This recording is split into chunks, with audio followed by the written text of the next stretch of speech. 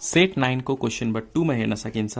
You can see here, Umang gained 20% by selling a watch for rupees 2400. Okay, so यहाँनिर एउटा watch sale गरेको छ कतिमा 2400 मा, and how much he gained 20%.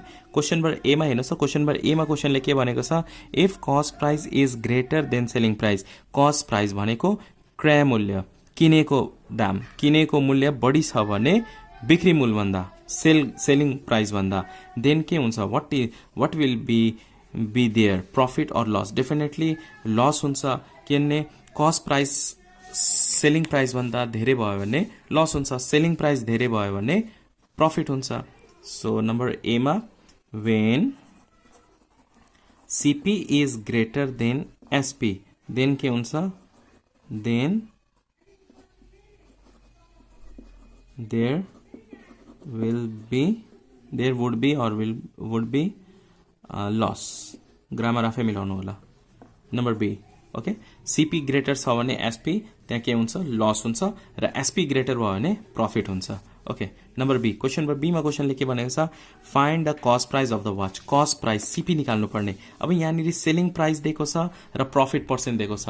Selling price कति छ, here what is the value of SP. SP is equal to selling a watch for rupees this भनेपछि यो सेलिङ प्राइस छ कति छ, 2400. प्रॉफिट पर्सेन्ट कति छ, यहाँनिर 20% छ. हामीले के निकाल्नु पर्ने, सीपी निकाल्नु पर्ने. बी क्वेश्चन नंबर बी मा हेर्नुस् त. क्वेश्चन नंबर बी मा क्वेश्चनले के भनेको छ, find the cost price of the watch. CP निकाल्नु पर्ने.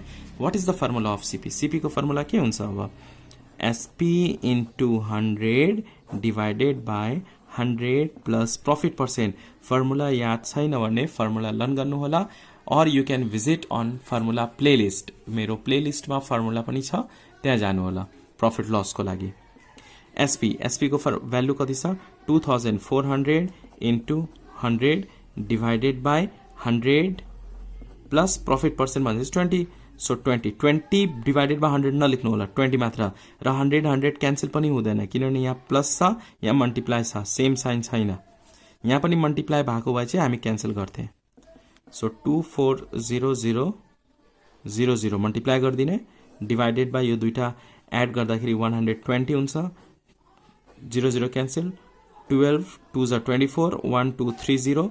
So we can write here 2000. Okay, so what is the price, what is the cost price? 2000. Cost price of the watch is 2000. Okay, hope you understand up to here. अब C मा question number C मा हेर्नुस् त. If he has to make 13% profit, then what will be the selling price?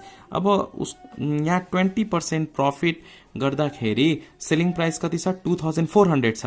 तर उसले profit के गर्छ, 10% more आर्जन गर्न चाहन्छ.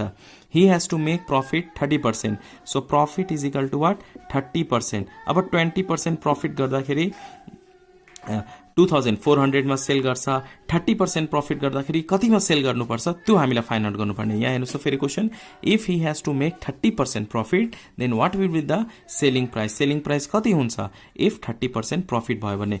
कस्ट प्राइस भनेपछि वाचको किनेको मूल्य, शपकिपरले एउटै डिफरेन्ट प्राइस हुँदैन, 2000 मै किनेको हुन्छ 2000.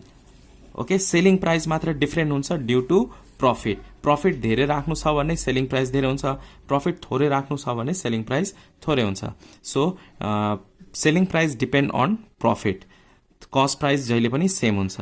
सो यहाँनिर हामीले एसपी निकाल्नु पर्ने. SP is equal to what. अब न एसपी को फर्मुला युज गर्ने. SP is equal to formula के हुन्छ, CP 100 plus profit percent divided by 100. Okay, now CP को भ्यालु कति छ, यहाँनिर cost price is equal to 2000. So write down here 2000, 100 plus profit percent. Profit percent कति छ, 30% छ. सो हामी यहाँ 30 लेख्छौँ डिवाइडेड बाई 100. यो 100 क्यान्सल गर्नु हुँदैन. ओके, किनभने यहाँनिर एडिसन छ.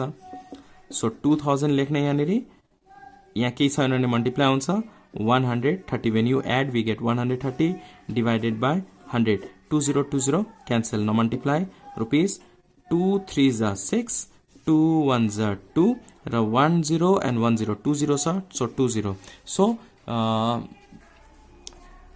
प्रॉफिट 30% गेन गर्नलाई, अर्न गर्नलाई उसले सेलिङ कतिमा सेल गर्नुपर्ने हुन्छ त्यो वाचलाई 2600 मा.